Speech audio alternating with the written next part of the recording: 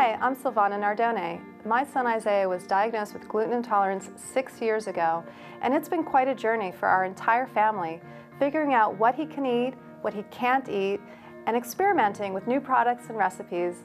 I think so many of the things that we've learned can be shared with all families who are trying to eat meals and spend time together.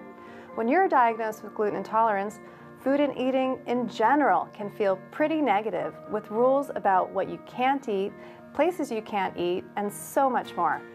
We found that by creating fun and entertaining meals, kids are more interested in dinner and they just have a good time.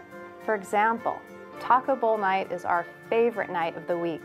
To start, I make taco bowls on inverted cupcake pans with Udi'S gluten-free tortillas. My kids just think these bowls are pretty cool, and I remember how surprised they were the first time I pulled them out of the oven. Then you cook down some onion, bell pepper, jalapeno, garlic, chili powder, cumin powder, and salt, and puree it to make a nice sauce. Then you just mix in some shredded chicken with the sauce and put it all in your taco bowl. Now your kids can get into the action and finish the bowls off with their favorite toppings.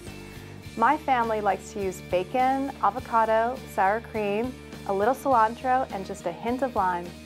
In the end, my gluten-free kid just wants to be entertained and to have fun with his food. I think this is the same for many families who aren't gluten-free. By bringing fun and delicious activity to the dinner table, we're able to spend more quality time together. For more information, check out udi'sglutenfree.com for great gluten-free recipes and other tips and tricks.